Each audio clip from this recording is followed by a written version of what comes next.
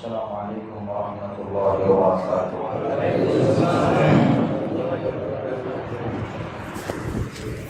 الحمد لله نحمده ونستعينه ونستغفره ونعوذ بالله من شرور أنفسنا ومن سيئات أعمالنا. من يهده الله فلا مضل له ومن يضلله فلا هادي له. ونشهد أن لا إله إلا الله وحده لا شريك له. ونشهد أن سيدنا ونبينا ومولانا محمدا عبده ورسوله. أما بعد فأعوذ بالله من الشيطان الرجيم. بسم الله الرحمن الرحيم. والفجر وليال العشر. وقال تعالى: ويذكر اسم الله في أيام معلومات. وقال رسول الله صلى الله عليه وسلم: ما من أيام العمل الصالح فيها أحب إلى الله من هذه الأيام، يعني أيام العشر. قالوا: يا رسول الله ولا الجهاد في سبيل الله؟ قال: ولا الجهاد في سبيل الله إلا رجل خرج بنفسه وماله فلم يرجع من ذلك بشيء، أو كما قال عليه الصلاة والسلام: سبحانك لا علم لنا إلا ما علمتنا إنك أنت العليم الحكيم. اللهم أنت ربي لا إله إلا أنت خلقتني وأنا عبدك وأنا على عهدك ووعدك ما استطعت أعوذ بك من شر ما صنعت. أبوء لك بنعمتك علي وأبوء بذنبي فاغفر لي فإنه لا يغفر الذنوب إلا أنت. إخوة الشكر، اللهم صل على محمد وعلى آل محمد كما صليت على إبراهيم وعلى آل إبراهيم إنك حميد مجيد. اللهم بارك على محمد وعلى آل محمد كما باركت على إبراهيم وعلى آل إبراهيم إنك حميد مجيد. معزز محترم মুসল্লিয়ান ইকরাম, আজ যুলকাদা মাসের 29 তারিখ 1445 হিজরি। আল্লাহ পাক রব্বুল আলামিন আমাদেরকে হজের মাসের যুলকাদা মাসের শেষ সপ্তাহে শেষ শুক্রবারে জুমার নামাজ আদায় করার জন্য তৌফিক দান করেছেন, তারপরে আসার সুযোগ করে দিয়েছেন। শুকরিয়া আদায় করি আলহামদুলিল্লাহ।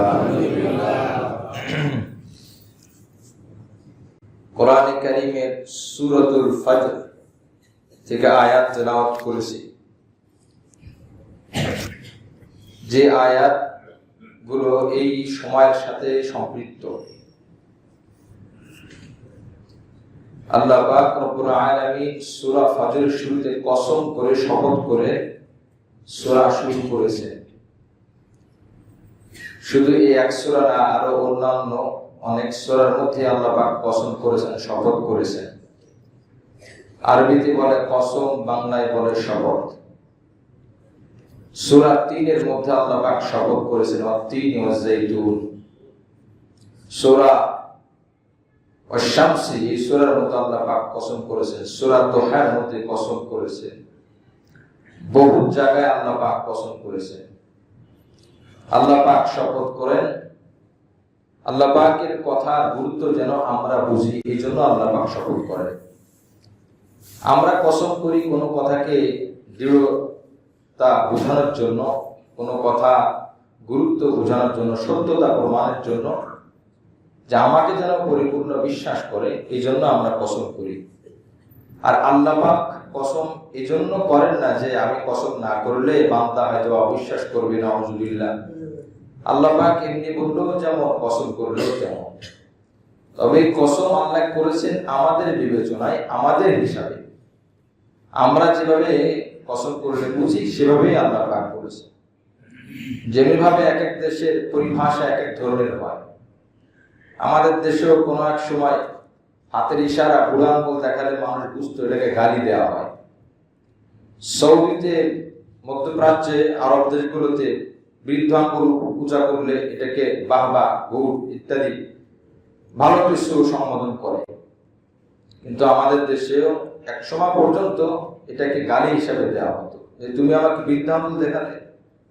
কিন্তু এখন কালচার পরিবর্তন হয়, এখন আমাদের দেশের মধ্যেও এটাকে বাহবার ইশারা হিসাবে পেশ করা হয়।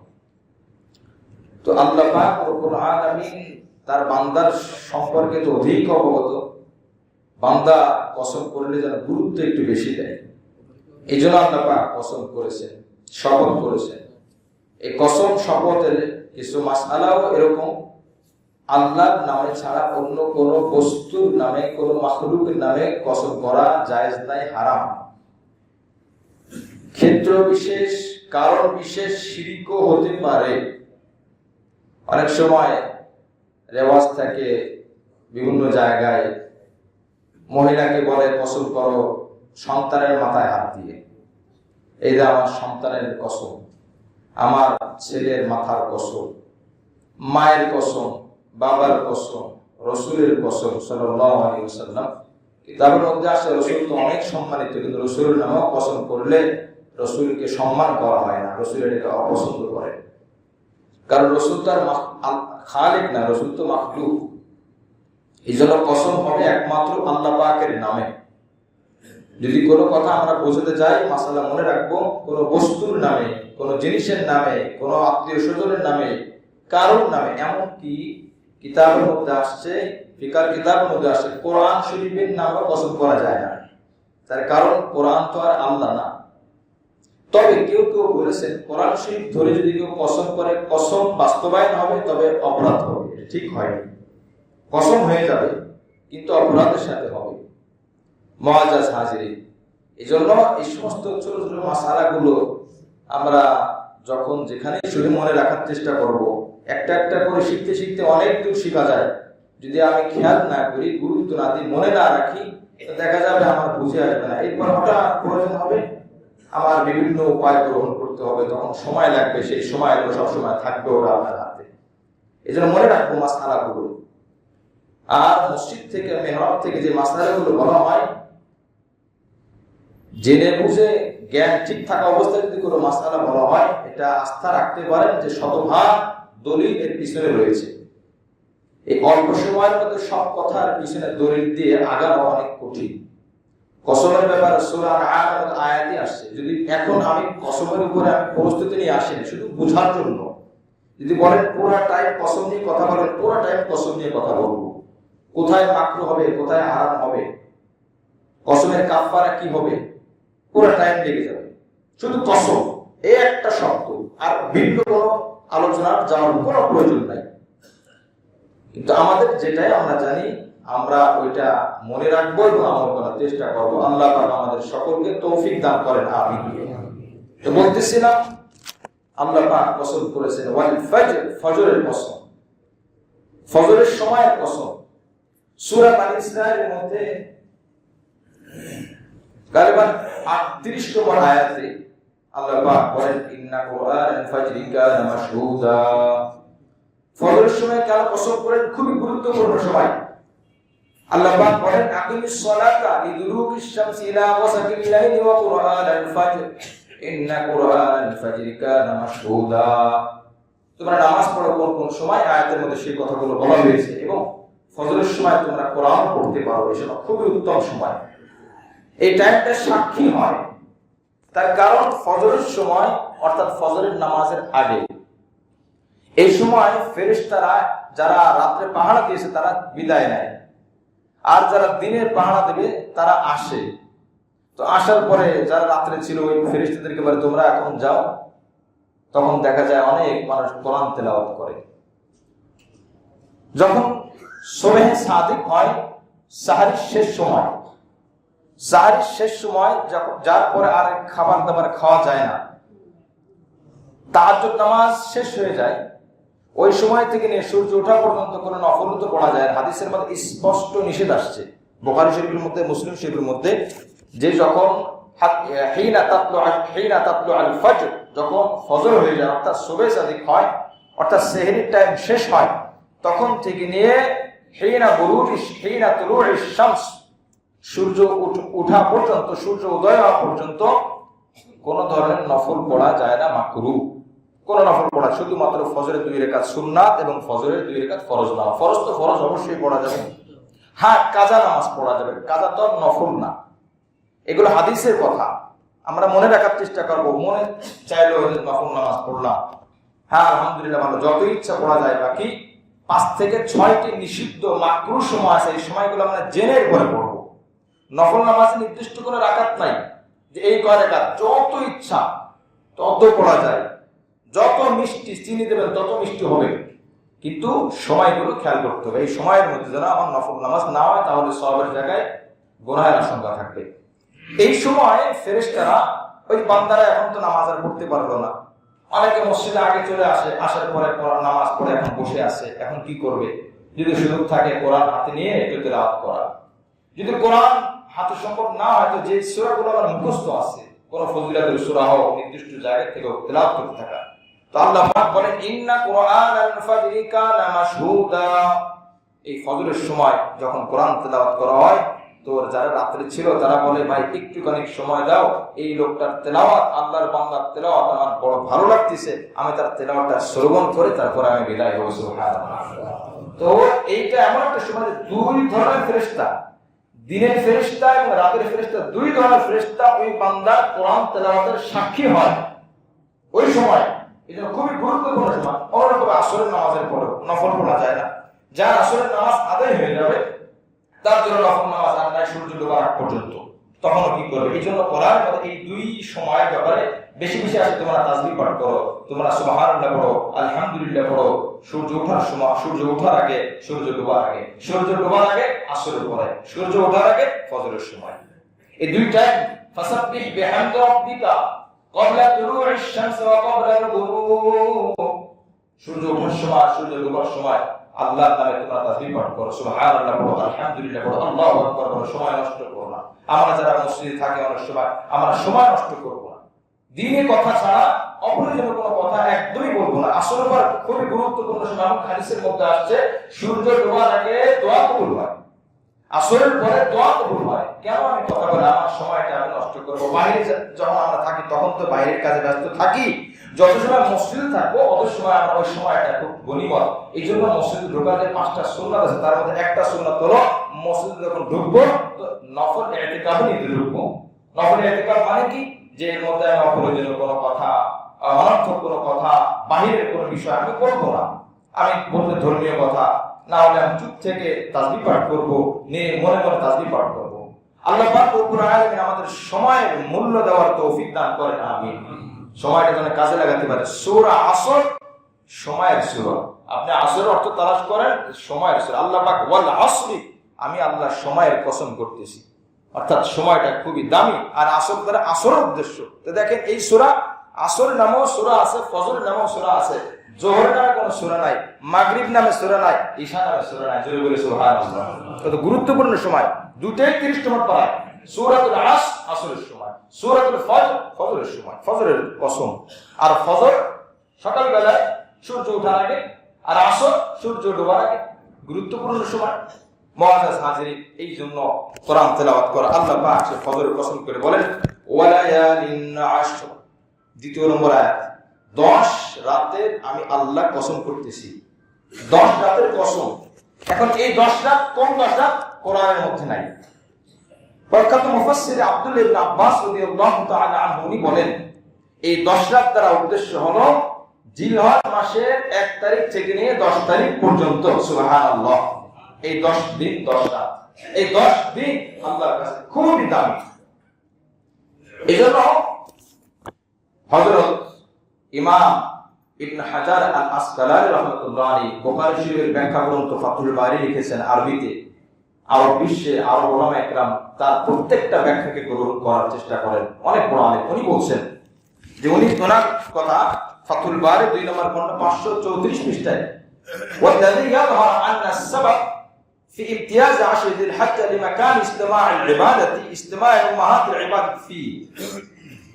এই 10 দিন এমন 365 দিন বা আরো যত দিন আছে সব থেকে এই 10 দিনের দাম এই জন্য বেশি যে এই 10 দিনের মধ্যে সমস্ত প্রকার ইবাদত পাওয়া যায়। সুবহানাল্লাহ। সমস্ত প্রকার ইবাদত। উনি বলেন হিয়া সালাত, নামাজও পাওয়া যায়, রোজাও পাওয়া যায়, সাদকাও পাওয়া যায়, হজও পাওয়া যায়, রোজাও পাওয়া যায়, সব পাওয়া যায়। এজন্য উনি এটা বলেন কেন? 1 নম্বর নামাজ, নামাজ তো আগেও আছে এখনো আছে, তো নামাজ আছে। 2 নম্বর সাওম, রোজার ব্যাপারে প্রথম মার্কিন তো হাদিস আছে আলাদা, তিরমিজি শরীফের মধ্যে আসছে। এছাড়াও মুসলিম শরীফের 1162 নম্বর হাদিসের মধ্যে আসছে 9 তারিখে যে ইয়াউমে আরাফার রোজা বলা হয়, এটা স্পষ্ট হাদিসে আসছে, তো রোজাও আছে 10 দিনের মধ্যে। 3 নম্বর সদকা, সদকা। 3 নম্বর হজ। আর আমরা জানি এই মাসের এই প্রথম 10 দিনের ভিতরে 9 তারিখ থেকে তো হজের 8 তারিখ থেকে হজের আমল শুরু হয়ে যায়, তো হজও আছে। 4 নম্বর সদকা, যে কোনো সদকা তো আমরা করতে পারি, সাথে সাথে কুরবানি এটা প্রকার সদকা। এই মাসে এই 10 তারিখে কুরবানি করা ওয়াজিব, যার উপর ওয়াজিব হয়েছে, যার সামর্থ্য আছে। 5 নম্বরে তাসবিহ পাঠ করা। তাসবিহ আমরা জানি 9 জিলহজ থেকে নিয়ে 13 তারিখ জিলহজ, 13 জিলহজের আসর নামাজ সহ এই মোট 23 ওয়াক্ত নামাজে 5 ওয়াক্ত নামাজের পরে, প্রত্যেক ওয়াক্ত নামাজের পরে একবারের জন্য পুরুষ ও মহিলা, পুরুষ সশব্দে, মহিলা আস্তে আওয়াজ ছাড়া আল্লাহু আকবার, আল্লাহু আকবার, লা ইলাহা ইল্লাল্লাহ, আল্লাহু আকবার, আল্লাহু আকবার, ওয়া লিল্লাহিল হামদ, এটা বড় ওয়াজিব। এটা তাসবিহ। দেখেন অন্য কোন মাসে কিন্তু তাসবিহ ওয়াজিব এটা বলা হয় না। এই মাসে এই 4 দিন 5 দিন তাসবিহ বড় ওয়াজিব। সাথে সাথে এই মাসের মধ্যে হজের তালবিয়া আছে, যেটা অন্য কোনো মাসে নাই। অন্য মাসে ওমরার তালবিয়া আছে, এটা তো 12 মাসে আছে।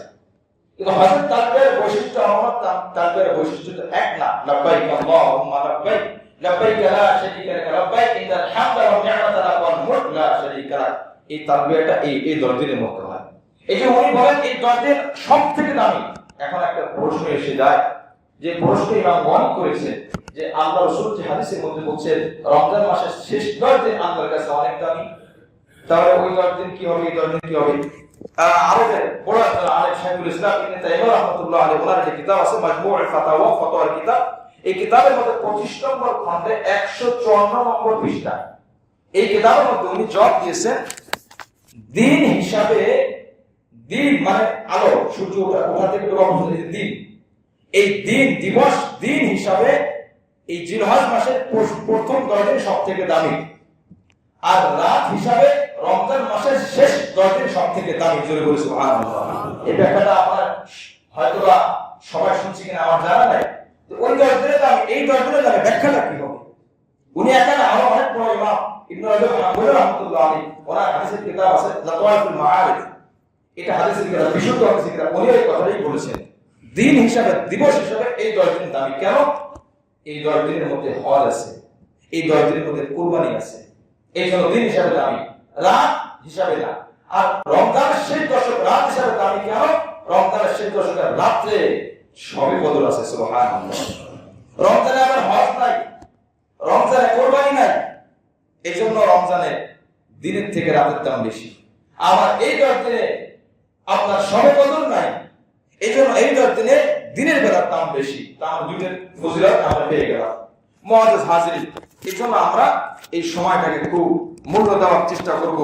খুবই অল্প সময়, দেখবেন আসছে তো যেতে সময় লাগবে না। রাসূল করিম সাল্লাল্লাহু আলাইহি ওয়াসাল্লাম বুখারী শরীফের মধ্যে বলছেন যে সবথেকে উত্তম এবং ফজিলতপূর্ণ গুরুত্বপূর্ণ এই 10 দিন আল্লাহর কাছে প্রিয়। সাহাবায়ে কেরাম বললেন, ইয়া রাসূলুল্লাহ, জিহাদও কি আল্লাহর কাছে প্রিয় না? বলেন জিহাদু ফি সাবিলিল্লাহ আল্লাহ রাসূল বলেন না জিহাদ না। আপনি এই হাদিস যখন পড়বেন আপনি প্রায় জায়গায় দেখবেন আল্লাহ রাসূল যদি কোনো ফজিলতের কথা বলেন তো ওই ফজিলত একটু স্পষ্ট করে বোঝার জন্য সাহাবায়ে কেরাম জিহাদ শব্দ আনেন।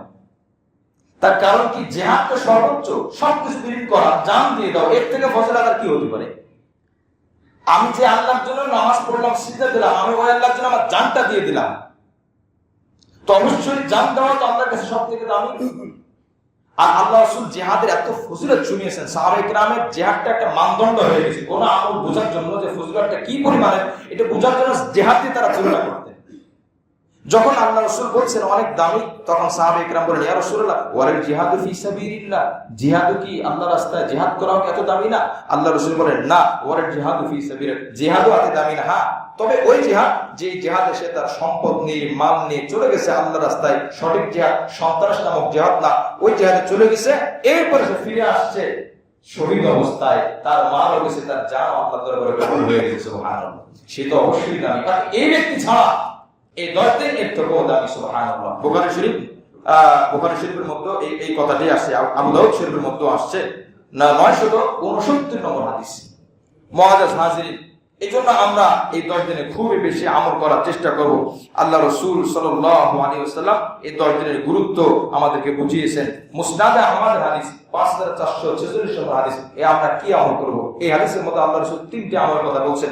ফাকসিরু ফিহিন্না মিনাত তাহলিল, বেশি বেশি জিকির করা, লা ইলাহা ইল্লাল্লাহ, লা ইলাহা ইল্লাল্লাহ। চলতে ফিরতে তো আমরা করতেই পারে, কলবে।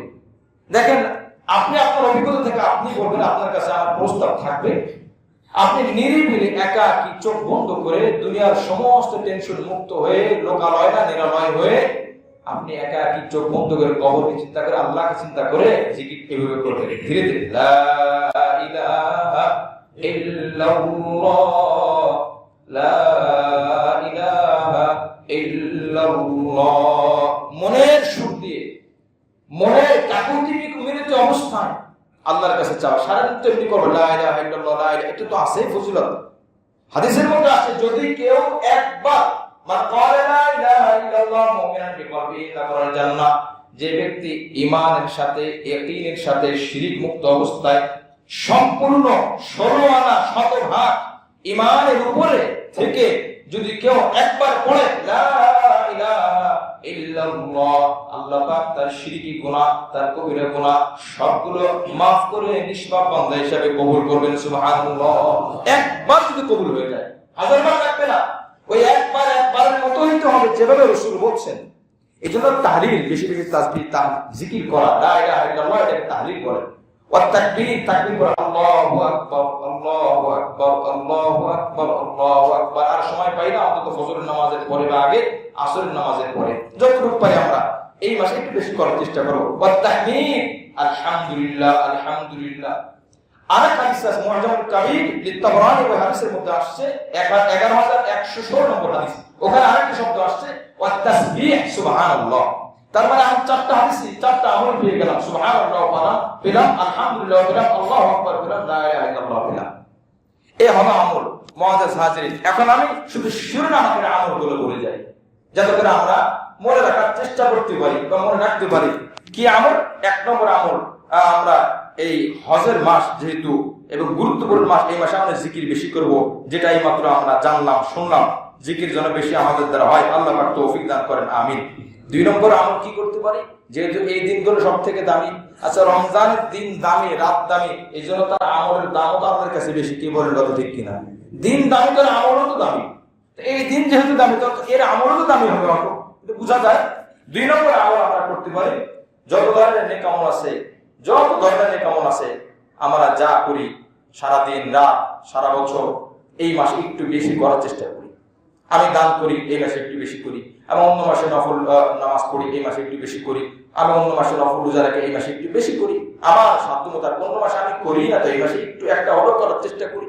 2 নম্বর আমল, বেশি বেশি আমল, কি বলে আপনার ইবাদত, যে কোনো আমল, যে যেটা করি এটা আমরা বেশি করব। 3 নম্বর আমল, যার সামর্থ্য আছে সে হজ করবে।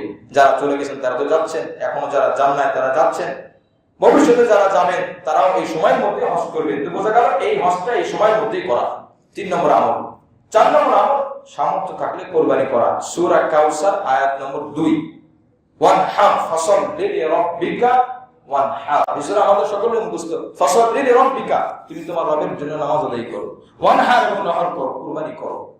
এই হলো 4 নম্বর আমল, সামর্থ্য থাকলে কোরবানি করা, সামর্থ্য না থাকলেও কোরবানি করা বৈধ। 5 নম্বর আমল, চুল নখ না কাটা। মুসলিম শরীফের মধ্যে আসছে, আল্লাহ রাসূল সাল্লাল্লাহু আলাইহি ওয়াসাল্লাম বলেছেন, ইদা দাখালাতিল আশরু ওয়া আরাদা আহাদুকুম আন ইউদাহিয়া ফালা ইয়ামাসসা মিন শা'রিহি ওয়া বাশারিহি শাইআন। যদি কেউ কুরবানি করার সামর্থ্য রাখার ইচ্ছা রাখে, সেজন্য এই কুরবানির চাঁদ যখন ওঠে, তাহলে এই চাঁদ ওঠার পর থেকে নিয়ে কুরবানির পশু জবাই হওয়ার আগ পর্যন্ত সে চুল, নখ, অবাঞ্ছিত পশম যেগুলো কাটা দরকার সেগুলো সে যেন না কাটে। এটা একটা মুস্তাহাব আমল। এখন আল্লাহ রাসূল সাল্লাল্লাহু আলাইহি ওয়াসাল্লাম আরো একটা আকবরে বলেন, যেটা এখন আমরা যারা নিজেরা করতে পারবো না, যাদের উপর ওয়াজিব না, এটা এর ব্যাপারেও হাদিস আসছে। রাসূল কারীম সাল্লাল্লাহু আলাইহি ওয়াসাল্লাম আবু দাউদ শরীফের 2780 নম্বর হাদিস, আল্লাহ রাসূল সাল্লাল্লাহু আলাইহি ওয়াসাল্লাম 89 নম্বর হাদিস, 2789 নম্বর হাদিসের মধ্যে এক মহিলা সাহাবী, এক সাহাবী এসে জিজ্ঞাসা করলো, ইয়া রাসূলুল্লাহ আর আইতা, রাসূল তো বললেন যে ঈদের দিন আমাকে আল্লাহ পাক ঈদ করার হুকুম দিয়েছেন এবং কুরবানি করার সামর্থ্য থাকলে কুরবানি করার কথা বলেছেন, এখন তোমরা কুরবানি করো, ঈদের নামাজ আদায় করো। সাহাবী মহিলা বললেন, ইয়া রাসূলুল্লাহ ইন্নাম আজিদ ইল্লা উদহিয়াতান উনসা, আমার কাছে তো একটা উট আছে, যে উটটা আমি পানি বহন করি, এটা দুধ আমার প্রয়োজন হয়, আমার দৈনন্দিন জীবনে আমার কাছে লাগে, আমি কি এটাকে কোরবানি করে দেবো? আল্লাহ রাসূল দেখলেন যে এটা তো তার নিত্য প্রয়োজনীয় অংশ। রাসূল বলেন, না, তুমি এটা দিয়ে তুমি কোরবানি করো না। ওয়ালাকিন তাখুযু মিন শা'রিকা ওয়া আসফারিকা ওয়া তাকুসসু শারিবাকা ওয়া তাহলিকু আনাতাকা ফাতিলকা তামামু উদহিয়াতিকা ইনদাল্লাহি ওয়া জাল্লা আযজা ওয়া জাল্লা। রাসূল বললেন, তুমি কোরবানি করো না, তবে তোমাকে আরেকটা আমল শিখিয়ে দিই, যেহেতু তোমার উপর কোরবানি ওয়াজিব না, সে আমলটা হলো তোমার চুল, নখ ইত্যাদি যেগুলো কাটা দরকার, এই দিনগুলোতে তুমি কাটবে না, কোরবানি হওয়ার পরে তুমি কাটবে। আশা করা যায় তোমার এই কোরবানির সওয়াব আল্লাহ পাক দান করবেন। সুবহানাল্লাহ। তাহলে আমরা যারা কোরবানি করতে পারতেছি না, অর্থাৎ যার সামর্থ্য নাই, সে এই আমলটা করতে পারে। 2789 নম্বর হাদিস, হাদিসের কিতাবের নাম আবু দাউদ শরীফ। এটা হাদিসের মধ্যে আসছে, বানোয়াট না। অনেকে হাদিস নিয়ে অনেক মন্তব্য করেন, দঈফ হাদিস যদি হয়। আর আবু দাউদ শরীফ সিয়াসতের কিতাব, সিয়াসতের একটা অংশ। আল্লাহ পাক রব্বুল আলামিন আমাদের সকলকে আমল করার তৌফিক দান করেন, আমিন। ভুলে যেতে পারি, এজন্য এক মাসলা জেনে নিই। আজকে যুলকাদা মাসের 29 তারিখ, মাস 29-এও যায়, 30-এও যায়। যদি 29-এ আজকে শেষ হয়ে যাবে, মাগরিবের সময় কিন্তু সূর্য উঠে যাবে। ঈদের চাঁদ বলেন বা জুলহজ মাসের চাঁদ বলেন। এই জন্য যারা আমরা কোরবানি করবো, এই আমলটা করার জন্য যদি চুল নখ এগুলো কাটার প্রয়োজন হয়, যে 10 দিন তো আমরা কাটতে পারবো না, তাহলে আজকে মাগরিবের আগে অবশ্যই এটা কেটে শেষ করতে হবে, যাতে করে আমরা আমলের সওয়াব অর্জন করতে পারি। এই জন্য মনে রাখবো, আজকে শেষ করবো। আবার এটা হতেও পারে, গতকাল আমি যতটুকু জানি, গতকাল সৌদিতে চাঁদ দেখা গেছে, যদিও সৌদির উপর তো সম্পূর্ণ নির্ভর না, চাঁদ দেখার উপর নির্ভর।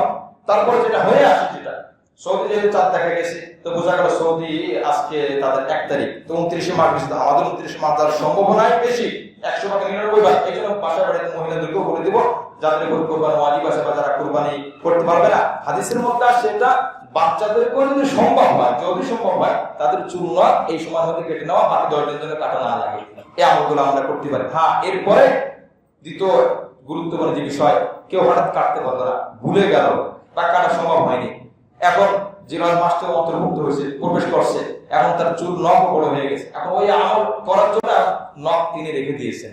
এখন নখ কাটেন না কেন? সওয়াবের জন্য।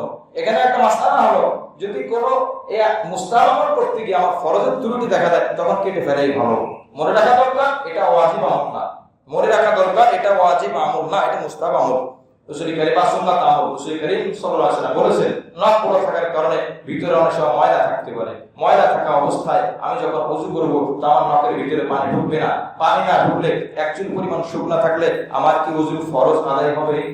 আমি তো মুস্তাহাব আমলে আছি, কিন্তু আমার ফরজ ছুটে যাচ্ছে। এই জন্য এদিকে খুব সতর্ক থাকা। আল্লাহ পাক দিন বুঝে আমল করার তৌফিক দান করেন, আমিন। যে কথা বলতেছিলাম, 6 নম্বর, তাসবিহ বেশি বেশি পাঠ করা। একটু আগে যে হাদিসগুলো আমি পেশ করলাম, মুআজামুল কবির লিত-তাবরানী এবং মুসনাদ আহমদের হাদিস, তাসবিহগুলো বেশি বেশি পাঠ করা। আল্লাহ পাক এটাও আমাদেরকে তৌফিক দান করেন, আমিন। 7 নম্বর আইয়াম তাশরিক, 5631 নম্বর মুসান্নাফ ইবনে আবি শাইবা হাদিস কিতাবের মধ্যে আসছে। এটা ইনশাআল্লাহ সামনেও বলা হবে। জিলহজ মাসের 9 তারিখ ফজরের নামাজ থেকে নিয়ে জিলহজ মাসের 13 তারিখ আসরের নামাজ পর্যন্ত 5 ওয়াক্ত নামাজ পড়ে তাশরিক, এই 10 দিনের মধ্যে আমলগুলো।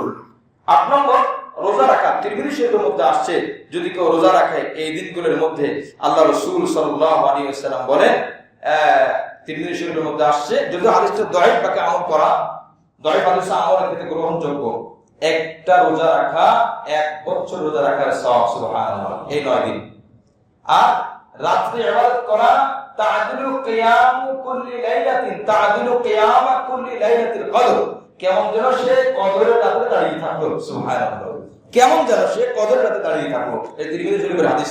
এইজন্য আমরা যারা পারি রোজা রাখবো এবং এই কিয়াম নামাজের আমল করব।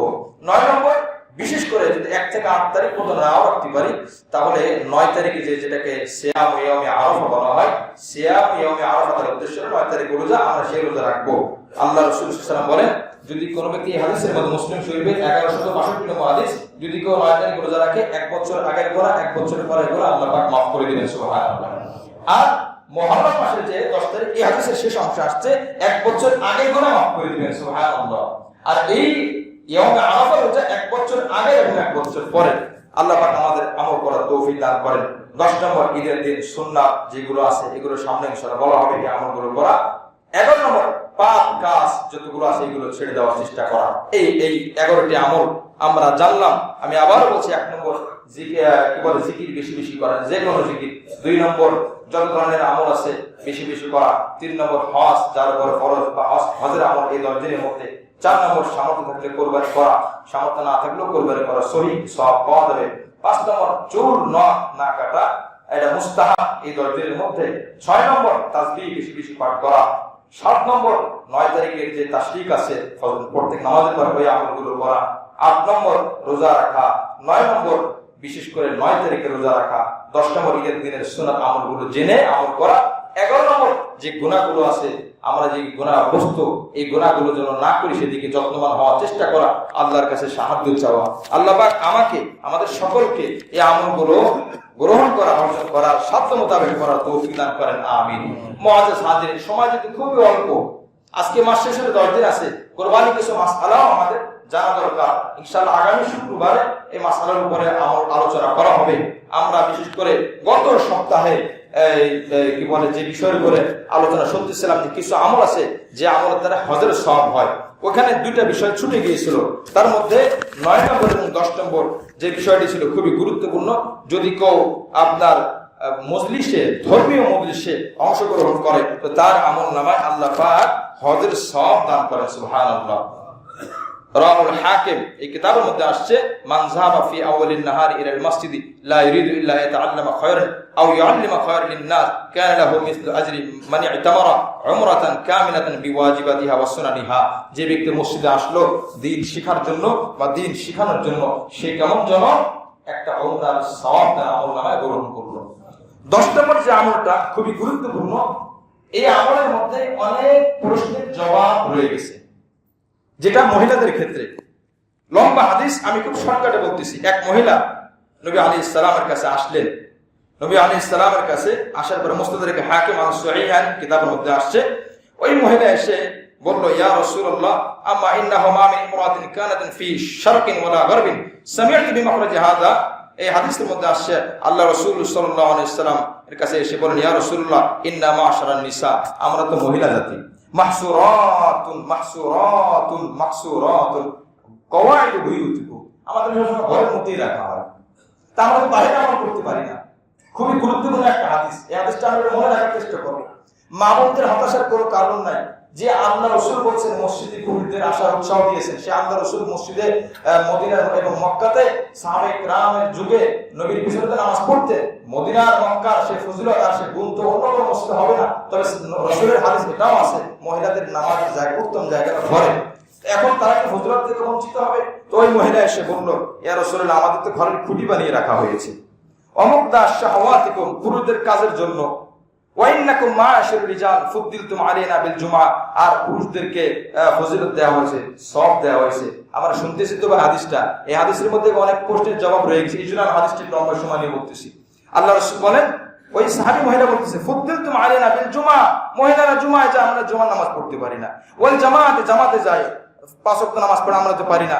ইয়াদাতুল মারিজ, পুরুষরা বাহিরে অনেক কাজ, রোগীর শুশ্রূষা করার জন্য, রোগী দেখার জন্য যায়। ওয়াশুহুদুল জানাজা, মহিলারা জানাজা যেতে পারে না, পুরুষরা জানাজা যায়। ওয়াল হাজ্জি বাদুল হাজ্জি, পুরুষরা বেশিরভাগ হজের পর এক হজ করতেই থাকে, আমরা মহিলারা এত পারি না, আমাদের মাহরাম লাগে, তাদের মাহরাম লাগে না। ওয়া আফদালু মিন যালিকাল জিহাদ ফি সাবিলিল্লাহ ওয়া ইন্না রাজুল মিনকুম ইযা আখরাজা হাজ্জান ওয়া মু'তামারান ওয়া মুরাবিতান হাফিজনা লাকুম আমওয়াল, তাদের উপর জিহাদ ফরজ, আমাদের উপর জিহাদও ফরজ হয় না।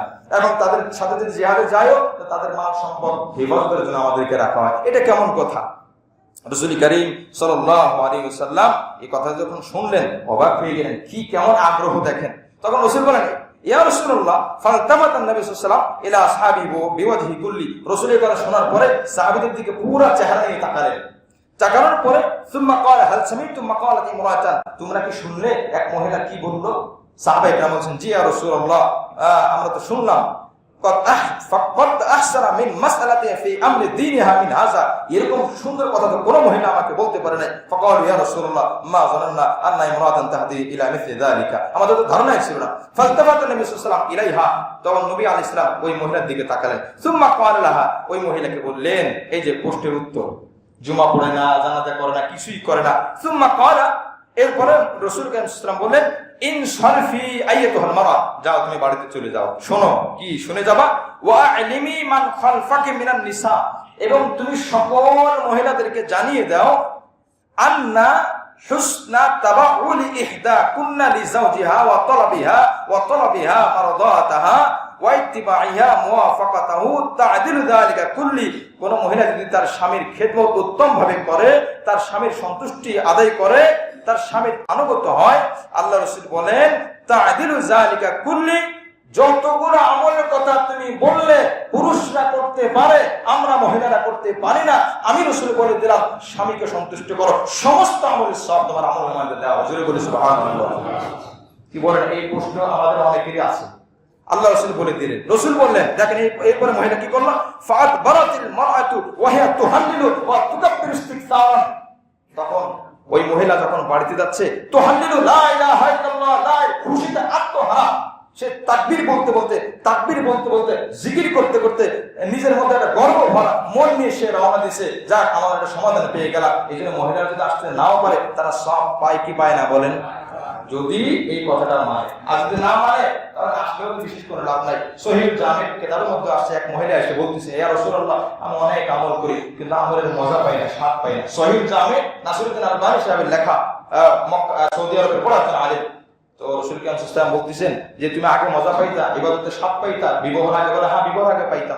তখন আল্লাহ রাসূল বললেন, নিশ্চয়ই তুমি তোমার স্বামীর হক নষ্ট করো, তোমার স্বামীর সাথে তোমার সম্পর্ক ভালো না, স্বামীর সাথে ভালো ব্যবহার করো না, এই জন্য তোমার আমলে তুমি মজা পাও না। জোরে বলে সুবহানাল্লাহ।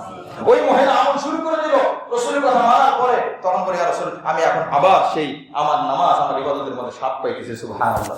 মুআজ্জাজ হাজিরিন, এই জন্য এই যে হজের আমল যেগুলো আছে, এগুলো আমরা বেশি বেশি যেন করতে পারি, আর যে আমলগুলোর কথা বলা হলো 10 দিনে, এই আমলও যেন আমরা করতে পারি। আল্লাহ পাক আমাদের সকলকে তৌফিক দান করেন।